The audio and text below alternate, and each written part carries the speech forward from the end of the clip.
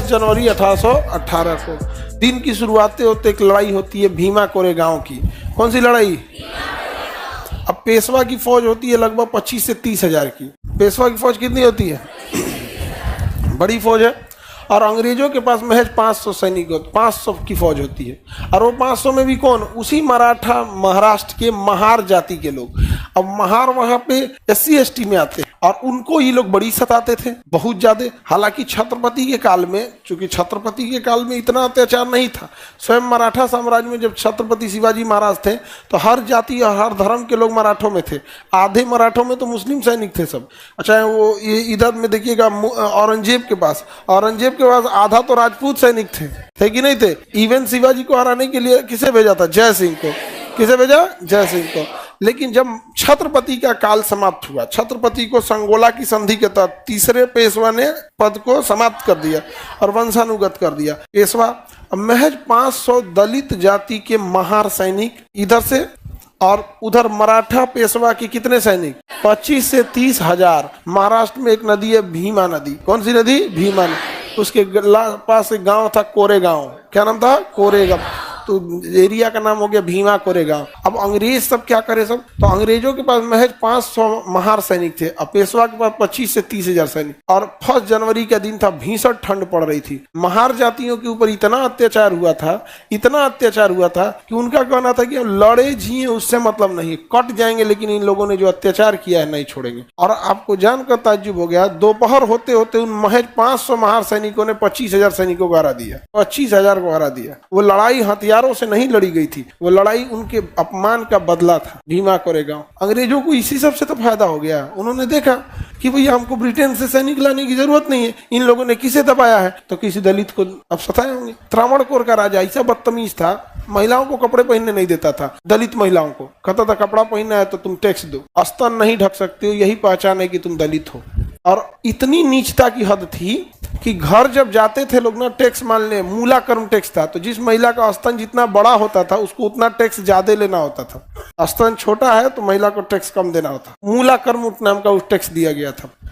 नलिनी नाम की एक महिला थी जिसको जब टैक्स देने गया तो किसी को भी खराब लगेगा, उसने काट दिया स्तन को ही और उठा के दे दिया कि अब टैक्स से नहीं देना पड़ेगा। फिर मर गई। उसकी चिता को जब जलाया गया तो उसके पति ने उस चिता में कूद कर अपनी जान दे दी। पहली सती प्रथा या पुरुष में देखी गई थी जो समाज के अत्याचार की वजह से हुआ था। अब बताओ अंग्रेज शासन करे तो ना करे, कैसे नहीं करे? अजीब हो जाता है। इतनी नीचता हो गई थी। ये क्या होता है आज के जमाने में भी? जाति धर्म इस समझ में नहीं आता है। अभी तो कोनो ब्लड मांगने आता है तो कुल जाति धर्म भुला जाता है।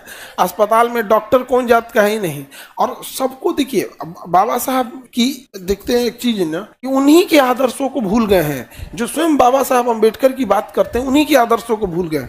आपसे कोई नफरत कर रहा है तो आप उसके दिल को, नफरत को एक झटके में नहीं चेंज कर सकते। आप उस लायक बनिए। सपोज कीजिए कि कोई आपकी जाति से आपको बहुत नफरत कर रहा है, आप अपने बेटा बेटी को पढ़ा के बहुत बड़ा डॉक्टर बना दीजिए, उस एरिया का बहुत बड़ा डॉक्टर, चाहे वो बच्चे का डॉक्टर हो, बूढ़े का, कोई भी। सपोज कीजिए एक छोटे बच्चे का पेडियाट्रिक डॉक्टर बना दीजिए। पेडियाट्रिक मतलब होता है बच्चे वाला, गायनिक मतलब होता है महिलाओं वाला। तो अगर कोई किसी की जाति से बहुत नफरत कर रहा है कि तुम छोटी जाति को हो, ये है वो, तो अपने बाल बच्चे को पढ़ा लिखा के एक बेहतर डॉक्टर बना के वहां लाए और अच्छे से समाज सेवा करें। अब आएंगे अपने बचवा को लेके, अब आओगे ना तो आप जबरदस्ती नहीं, वरना आप जबरदस्ती के अब आओ अब वहां एक ठो तंज कस दो। बच्चा आपका सीरियस है, आप अनुमति दे तो हम छू सकते हैं। हालांकि हमको तो आप लोग क्या मानते हैं, अछूत। वो होता है एक साइलेंट तमाचा। नहीं समझ में आ गया? हालांकि कई बार ऐसा होता है कि आप एक ही से सबको नाप देते हैं। उस समय जिन्होंने गलतियां किया, उस समय की गलती की सजा आज भी हम देखते हैं। तो इतिहास जो पढ़ेंगे ना, आज कोई बड़े जाति का है, फॉरवर्ड जाति का, तो उसको लोग कहते हैं तोरा पूर्वज ऐसे किया। अरे भाई वो थोड़े किया, आपको जरूरी थोड़ा कि उसी का पूर्वज था। हाँ, अब सब जना को पूर्वज महाराणा प्रताप जैसे नहीं ना थे। अरे भाई किसी के तो जयचंद भी रहे होंगे। आप सबको, जिनको नाम के आगे सिंह लिखा है, आप सबको महाराणा प्रताप नहीं ना समझ सकते। भाई वो जयचंद भी तो उसी में का था। कितना धोखा दिया पृथ्वीराज चौहान को। तो सामाजिक ताना बाना अजीब टाइप का हो गया है। आप लड़ाई तभी जीतेंगे जब आपकी लड़ाई पूरा समाज लड़े। समाज आपकी लड़ाई कब लड़ेगा? जब आप समाज के लिए करेंगे तब। आप अपने लिए करेंगे तो अपनी लड़ाई भी खुद ही लड़ लो, नहीं समझे? आज देखिए, आज छत्रपति शिवाजी महाराज, हर राज्य का व्यक्ति उनको पूजनीय मानता है कि नहीं? हाँ, क्योंकि सबके लिए उन्होंने किया। महाराणा प्रताप, हर व्यक्ति उनका नाम शान से लेता है कि नहीं लेता है? जयचंद, सब गरियाता है कि नहीं गरियाता है? तो भाई आप जैसा काम करेंगे वैसे ही समाज आपके साथ रहेगा। तो अंग्रेज जो थे सब, उनको ये जो भारत की जातीय व्यवस्था थी वो अंग्रेजों को ईंधन का काम करती थी। और यकीन मानिए, जब लास्ट समय आया था आजादी का, और जब ये लगने लगा था द्वितीय विश्व युद्ध के समय की अब मतलब ज्यादा देर तक अंग्रेज गुलाम नहीं रह पाएंगे, तो छोटी जातियों के बीच एक डर का माहौल हो गया था कि अब लगता है हमको फिर सताया जाएगा।